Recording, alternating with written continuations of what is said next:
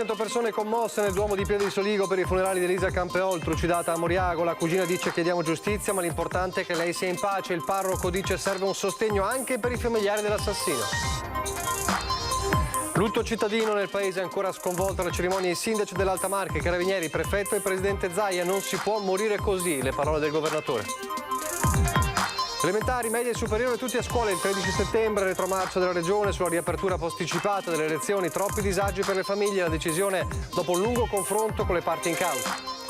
Il piano Veneto per bloccare la variante Delta, tamponi, quarantene e vaccini a tutti coloro che ruotano attorno alla persona positiva, sia nel contesto sociale che residenziale. Obiettivo: creare una bolla di sicurezza. 30% di affluenza in più nei Covid point della Marca per le persone che sono andate a fare il tampone senza prenotazione né impegnativa. Oggi è il primo giorno di accesso libero. Nuova operazione della Guardia di Finanza di Treviso per colpire il contrabbando di carburante, sequestrati a Preganziolo oltre 30.000 litri di benzina. Treviso è in finale all'European Green Leaf Award 2022 che valuta chi ha più investito sulla sostenibilità ambientale. L'unica città italiana tra le migliori, il verdetto a settembre. Telespettatori di Antena 3, buonasera e ben ritrovati. Il telegiornale di Treviso, dunque fra poco vedremo tutte le immagini, le parole della giornata di dolore vissuta a Pieve di Soligo per l'ultimo saluto a Elisa Campeol, i funerali con oltre 500 persone nel Duomo e la presenza anche dei sindaci, del prefetto, dello stesso governatore Zaia. Prima però torniamo a parlare di scuola con l'annuncio oggi al punto stampa di Marghera del governatore Zaia. La decisione attesa è di fatto un ritorno all'origine, a quella data del 13 settembre del calendario scolastico. Tutti a scuola il 13 settembre, vediamo perché. La decisione della Giunta è questa: il primo ciclo e il secondo ciclo aprono il 13 settembre, le scuole finiscono l'8 giugno. Noi abbiamo tentato di lavorare per il 20, ma oggettivamente non puoi mettere in difficoltà le famiglie. Inizio delle scuole posticipato dietro fronte della Regione, che dopo aver ascoltato tutte le parti in causa ha stabilito che il primo giorno di scuola del prossimo anno scolastico sarà per tutti gli studenti il 13 settembre. Il 16 coincide con un'importante festività ebraica, il 20 avrebbe creato troppi disagi alle famiglie. Abbiamo visto e rivisto questo dato e alla fine abbiamo dovuto rivederlo, e vi spiego anche perché.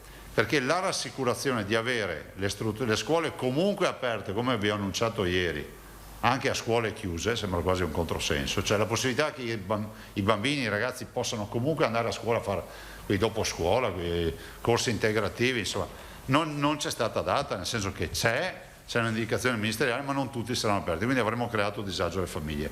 Tutto era partito dall'appello del settore turistico balneare veneto con le imprese che speravano di poter allungare la stagione delle vacanze, ma alla fine si è verificato che l'ipotesi di posticipare l'avvio delle lezioni avrebbe messo in difficoltà i genitori, di qui dunque la scelta del nuovo calendario per il 2021-22. Tutti a scuola il 13 settembre, fine delle lezioni l'8 giugno, il 30 per le scuole dell'infanzia e poi una pausa natalizia più lunga del solito. Vacanze natalizie, e qua si fanno una bella vacanzona a sto punto, quindi pensiamo anche alla montagna, come si dice, dal 24 dicembre 2021 all'8 gennaio 2022, vuol dire che rientro a scuola il 10 gennaio.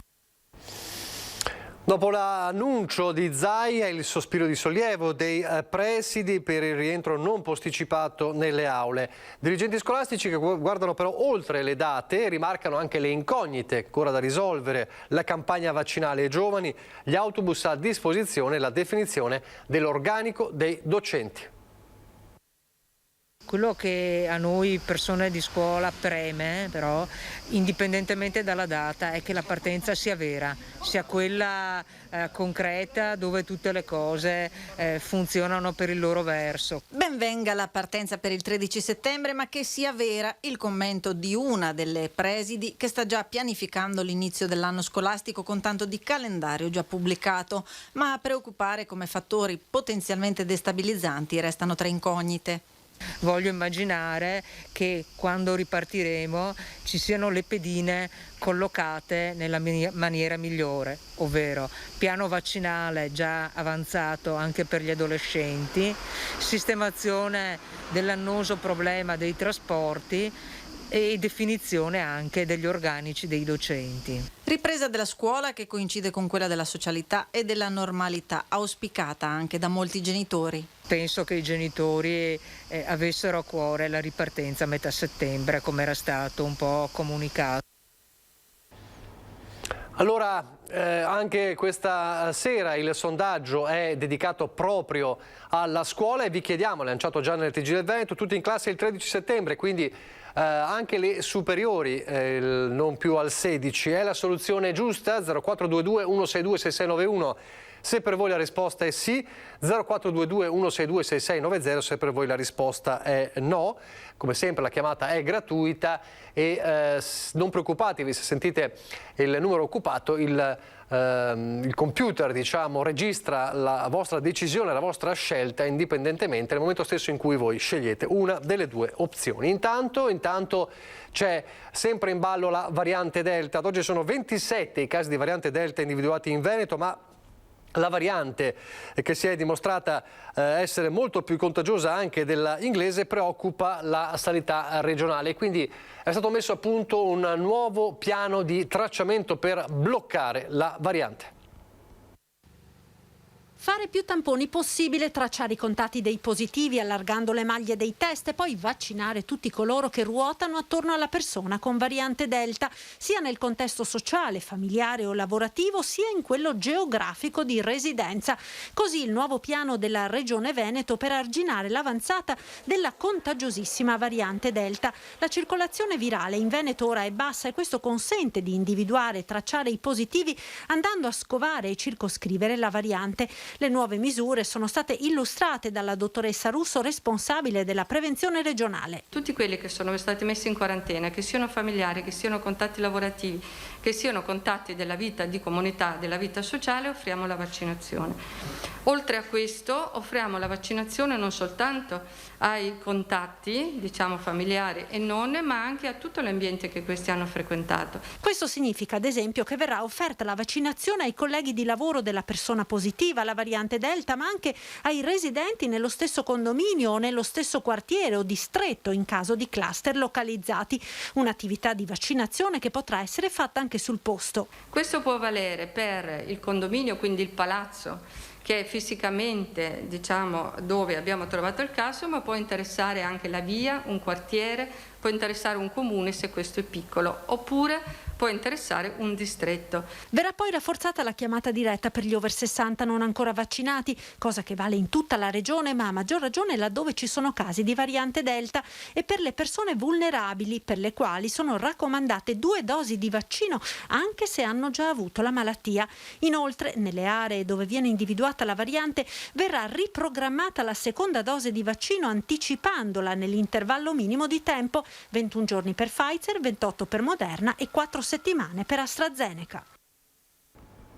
Fondamentale dunque tracciare anche con i tamponi. Oggi il primo giorno di accesso libero, senza impegnative o prenotazioni nei Covid point della Marca. Il risultato più 30% di affluenza in più. Ho visto che da oggi ci sono i tamponi appunto liberi e ho usufruito subito perché, fatalità, ho scoperto che un mio amico è stato a contatto con un positivo, quindi senza aspettare le varie burocrazie e tutti i tempi d'attesa ho voluto tagliare la testa al toro e venire subito qui a controllare. Tampone libero e gratuito, senza prenotazione né impegnativa a partire da oggi. Opportunità colta da molti e per i motivi più disparati, da chi deve partecipare ad un concorso pubblico, a chi parte per le vacanze, a chi deve recarsi ad una cerimonia, al punto che solo in mattinata, dato aggiornato alle ore 14, c'è stato nei Covid point della Marca un boom di accessi, 30% in più rispetto alla media. Lei oggi doveva andare a fare il vaccino, ma siccome che ha un po' di tosse e un po' di raffreddore bisogna prima fare il tampone, perché non fanno il vaccino se ha la tosse o raffreddore. Qui è più comodo, veloce, tra l'altro che a quest'ora non si trova neanche nessuno. E lo sta facendo mia moglie perché deve andare a trovare sua mamma in ospedale, che è ricoverata, e quindi ha necessità di fare il tampone. Io devo andare in vacanza in Spagna tra 2 giorni, quindi ho usufruito molto di questa opportunità in modo tale anche per essere più sicuri, visto che appunto lo fa l'ULSS. Chi Chiunque voglia farsi un tampone quindi potrà recarsi ai Covid Point di Treviso, Altivole, Conegliano e Oderzo. L'obiettivo dell'accesso gratuito al test è anche quello di garantire un monitoraggio costante della circolazione del virus e circoscrivere così la diffusione delle varianti. A Pieve di Soligo allora adesso per il giorno del silenzio e del dolore per i funerali di Elisa Campeol, barbaramente trucidata 2 settimane fa a Moriago della Battaglia. Un dolore lacerante perché i perché sono tanti, ha detto il parroco in una chiesa gremita interdetta alle telecamere. Presente anche il governatore Zaia. Perché questa morte? Perché in questo modo? Il dolore è grande, perché Elisa è una persona giovane. Il dolore è doppio perché ci ha lasciati in modo così tragico, così incredibile. Sono ancora tanti, troppi, gli interrogativi che scuotono Pieve di Soligo nel giorno del dolore, dove il caldo intenso di inizio luglio non è riuscito nemmeno ad asciugare una lacrima di una comunità ancora attonita a 2 settimane dall'uccisione di Elisa Campeol. Lasciamo allora ai psicologi, ai criminologi, ai psichiatri, la ricerca delle cause di questi delitti e le possibili attenzioni perché questo non avvenga più. L'ultimo addio è stato il momento dell'abbraccio collettivo a papà Egilio, mamma Mirka e la sorella Sara, che mai hanno abbandonato con lo sguardo la bara di legno chiaro. Amava gli animali, la musica e la danza. Elisa, che in alcuni suoi recenti post su Facebook aveva condiviso i passaggi della parabola evangelica del grano e della zizzania scelta da Don Giuseppe come lettura. Ed Elisa confidava anche negli angeli custodi, nel suo in particolare, ma nel giorno dello strazio un pensiero nell'omelia è stato rivolto anche ai familiari dell'assassino. Non possiamo dimenticare la famiglia Biscaro che soffre per questo terribile delitto. Anche per loro ci sia rimedio, ci sia salvezza. A chiedere giustizia umana e divina è la cugina di Elisa, Eleonora. Per me è stato un po' difficile da realizzare come cosa, perché non ti aspetteresti mai che possa succedere, soprattutto ad una persona molto vicina a te. Più che altro gli interrogativi è perché hanno dovuto anche lasciare andare così liberamente in giro una persona che comunque si sapeva già che era seguito dai servizi sociali. Chiedete giustizia adesso? Sì, anche, però per lo più speriamo soltanto che adesso lei stia bene dovunque sia. Una tragedia che ha riunito le comunità del quartier del Piave, i sindaci con le loro fasce tricolori, gli stessi carabinieri impegnati nelle indagini, presente il prefetto di Treviso e il governatore Zaia. Non si può perdere la vita in questa maniera. Ci sarà una giustizia divina, sì. Ce ne sarà una umana, probabilmente sì. Di certo non restituiranno la vita a Elisa. Mia vicinanza va alla famiglia, al papà, alla mamma, alla sorella, ai parenti, ai cugini, agli zii e alle zie. Certo che mai avremmo pensato a un fatto del genere qui nel quartiere del Piave. E oggi ho voluto essere qui per testimoniare la vicinanza ovviamente di tutta la comunità veneta che è rimasta scossa da questo.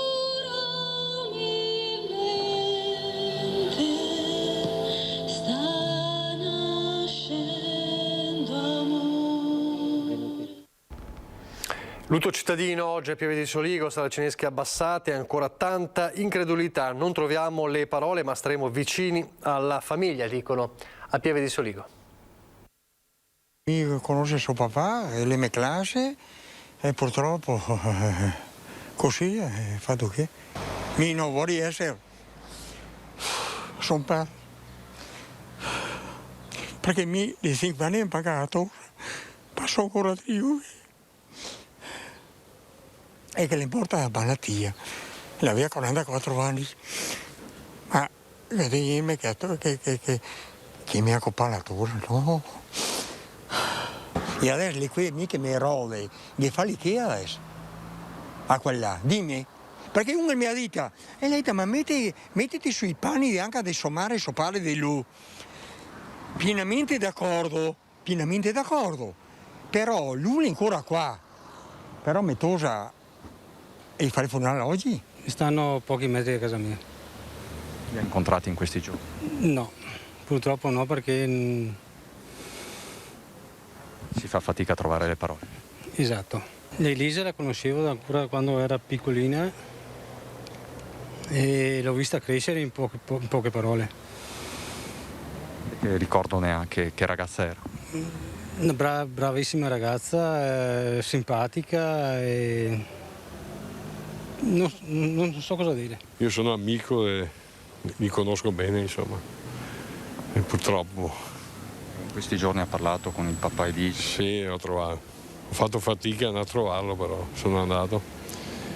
Non sai cosa dirgli, cosa gli dici? Lei cosa gli ha detto? Niente, abbiamo cercato di parlare d'altro, poi alla fine siamo arrivati là e coraggio ad andare avanti. È dispiaciuto, poteva essere una delle mie figlie che hanno più o meno la sua età. Veramente sono stata scossa. Spero che la comunità di Pieve, ma ne sono certo, si stringerà attorno non solo in questa giornata ma anche nei prossimi mesi, nei prossimi anni a questa famiglia, proprio per il dramma inatteso, inaspettato. Lei ha incontrato in queste settimane i familiari di Fabrizio? Sì, li ho incontrati e ho trovato una famiglia distrutta, una famiglia molto provata e quindi immaginatevi la situazione, insomma, che ha provocato questo anche a loro, quindi sono andato a trovarli, certo.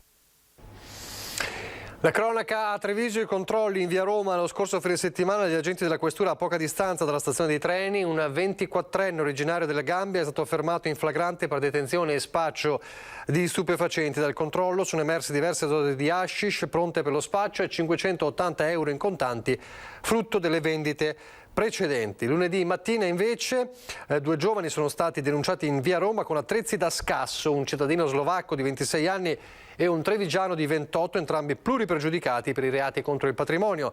All'interno di uno zaino nascondevano un martello, alcuni cacciaviti e un seghetto e gli agenti non hanno saputo giustificare il possesso di quegli oggetti. E poi la cronaca giudiziaria da Padova, il filone padovano dell'inchiesta sulla presenza dell''ndrangheta in Veneto. Oggi le pesanti condanne, c'è anche un trevigiano tra questi. 77 anni di carcere totali per gli imputati che tra il 2013 e il 2015 insieme ad altri misero sotto scacco mezzo Veneto con usure, estorsioni, minacce e lesioni. Affiliati all''ndrangheta ma anche imprenditori complici nel sottomettere altri imprenditori in difficoltà. È la sentenza del filone padovano del processo al clan bolognino legato alla cosca calabrese guidata da Nicolino Grande Aracri. Una piaga scoperta dall'indagine Camaleonte condotta dai Carabinieri di Padova e dalla Guardia di Finanza di Venezia su coordinamento della DDA di Venezia. Sotto accusa il gruppo dei fratelli Bolognino. Michele, condannato in abbreviato, e Sergio, condannato oggi alla pena record di 20 anni, entrambi direttamente collegati alla cosca Grande Aracri e già in carcere in seguito alle sentenze del processo Emilia.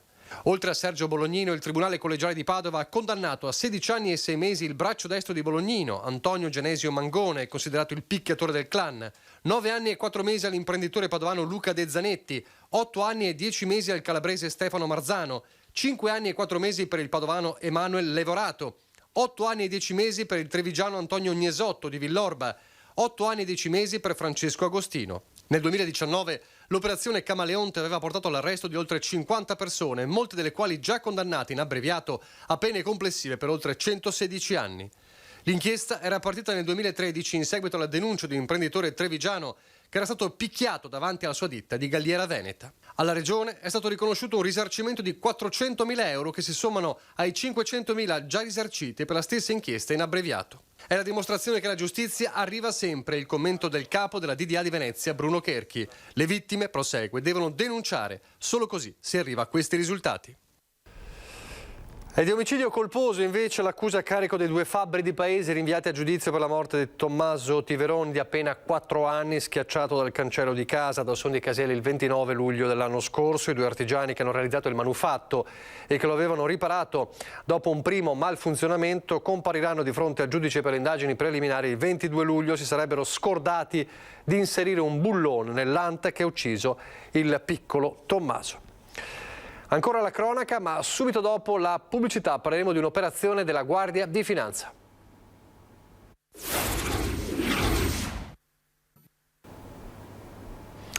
Rieccoci in diretta al telegiornale di Treviso, dunque una nuova operazione della Guardia di Finanza per colpire il contrabbando di carburante. 31.100 litri di benzina spacciata per solvente. L'autoarticolato fermato dalle Fiamme Gialle di Treviso al casello autostradale di Preganziol era partito dall'Austria entrando nel territorio nazionale dal valico di Tarvisio. Alla guida un conducente polacco molto nervoso nel rispondere alle domande dei finanzieri. Non so cosa trasporto, so soltanto che sono diretto a Valencia in Spagna e devo consegnare il prodotto a una società di lavorazioni metallurgiche. In base alla documentazione veniva indicato il trasporto di solvente, invece è emerso che l'autista trasportava benzina senza il necessario corredo documentale. In realtà il carico non sarebbe mai arrivato in Spagna, destinazione spesso utilizzata come copertura, ma come già emerso in altre operazioni era destinato a essere contrabbandato in Italia secondo un diffuso meccanismo di frode che avrebbe consentito di evadere, in questo caso, oltre 22.000 euro di accise. E quindi abbiamo proceduto al sequestro dell'auto articolato, del carico di benzina di contrabbando e abbiamo denunciato il conducente per violazioni al testo unico accise. Un fenomeno, quello del contrabbando di prodotti petroliferi lungo la rotta balcanica, letteralmente esploso negli ultimi anni.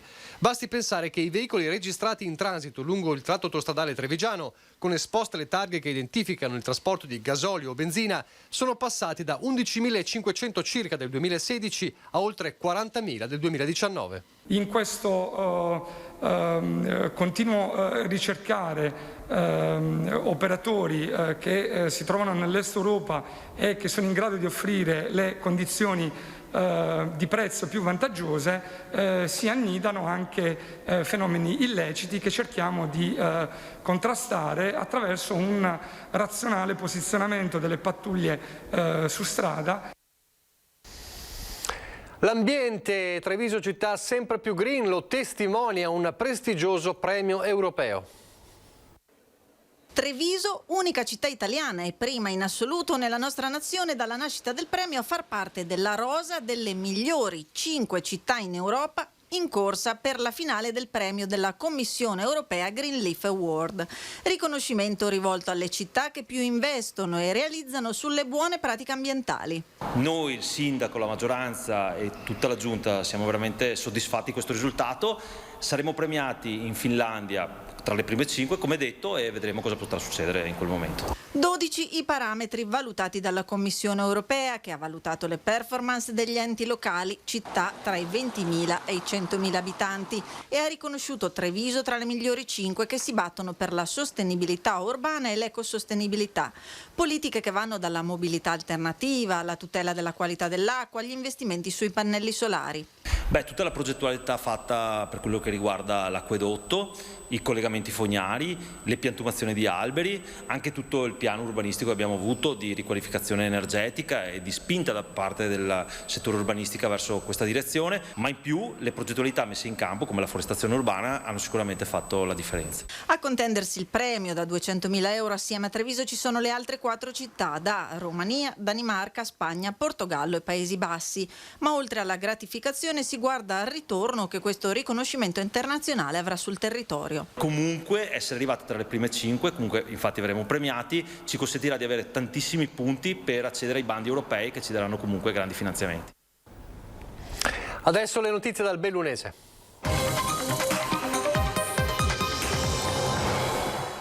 Allora ripartiamo dal Covid, dagli aggiornamenti dell'ULSS 1 Dolomite. È stata ricoverata all'ospedale di Belluno con una condizione clinica definita impegnativa. La paziente positiva al Covid nella più temuta variante Delta che non risulta vaccinata. Lo ha reso noto appunto l'ULSS nella nota di aggiornamento del bollettino e spiega in questa nota come sia necessaria una diagnosi precoce anche a fronte di sintomatologia respiratoria minima o di contatti anche occasionali con persone risultate positive. Si allarga anche il focolaio feltrino con 2 nuove positività riscontrate che vanno ad aggiungersi ad altre 3 evidenziate nelle ultime 24 ore dall'attività di tracciamento. I Covid point di Belluno, Feltre, Agordo e Tai di Cadore restano aperti, l'accesso ai tamponi, lo ricordiamo, come abbiamo visto anche nella Marca trevigiana, è libero, l'accesso è libero, dunque importante per poter tracciare la temuta variante Delta. E poi il DDL Zan, infuria il dibattito politico sia a Roma anche in Consiglio regionale, oggi un un dibattito forte sul DDL Zan. A livello locale i comuni del Bellunese fanno squadra per sensibilizzare enti locali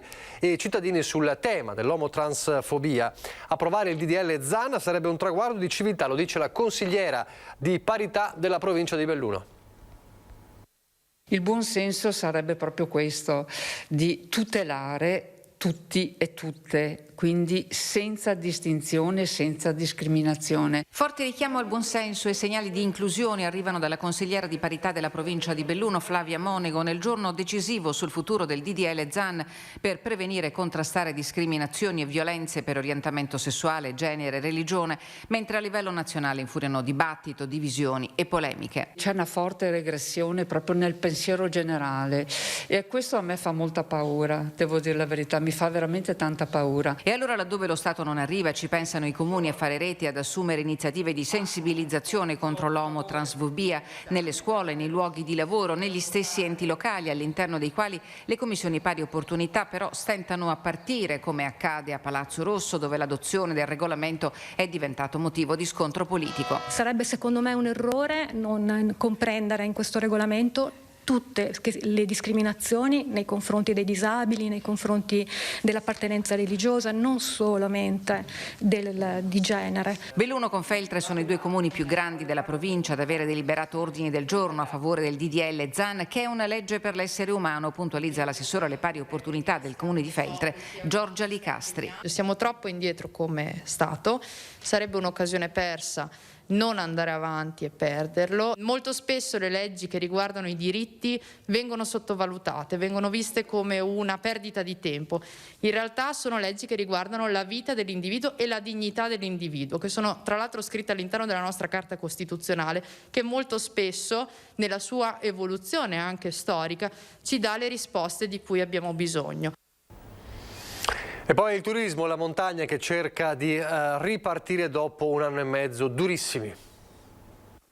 Dopo le restrizioni dovute alla pandemia, il turismo riprende vita e con le difficoltà che tuttora persistono nell'andare all'estero, ecco che le mete interne acquistano nuovo fascino.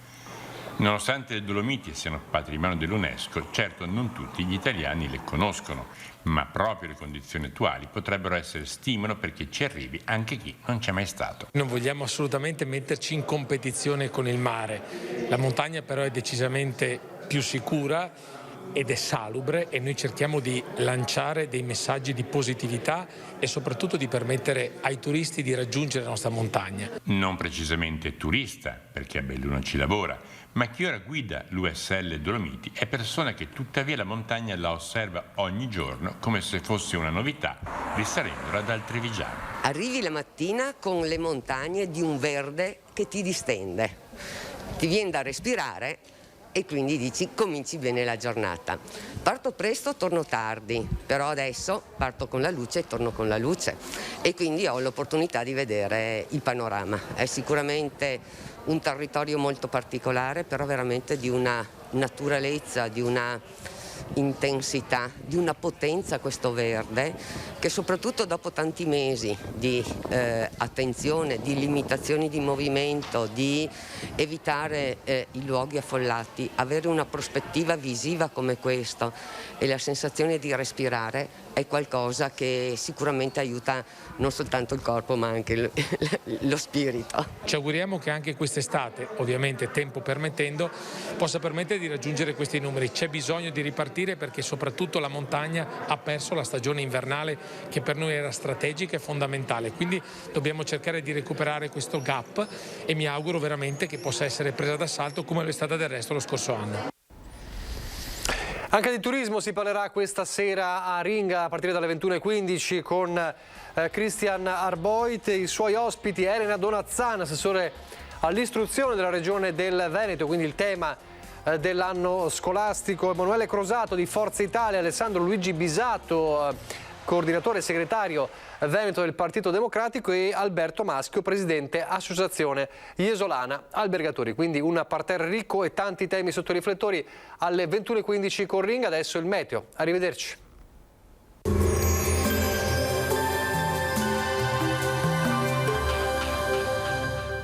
Autodemolizioni Signor, a Villorba dal 1969 al vostro servizio. Rottamazione auto, vendita ricambi nuovi e usati, vendita autovetture sinistrate o usate.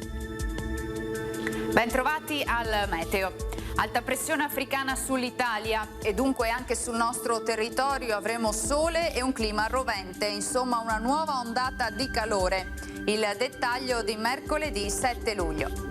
Sul Veneto sarà soleggiato, cielo in prevalenza sereno o velato, salvo per locali annuvolamenti, più che altro a partire dalle ore più calde sulle zone montane, ma senza piogge associate. Temperature in aumento con crescente sensazione di afa, minime tra 18 e 23 gradi, valori massimi compresi invece tra i 29 e i 35 gradi. Ci spostiamo ora sul Friuli Venezia Giulia, anche qui tanto sole dappertutto, come vediamo il cielo sarà limpido, sgombro da nubi, senza precipitazioni. Temperature minime tra 18 e 23 gradi, massime sui 30-33 gradi. Infine diamo uno sguardo alla situazione del Trentino Alto Adige, anche qui sarà una splendida giornata con un ampio soleggiamento e cielo sereno. Temperature minime intorno ai 21-22 gradi, massime infine sui 35 gradi all'incirca. Dal meteo di Antenna 3 per ora è tutto, grazie per l'attenzione e arrivederci.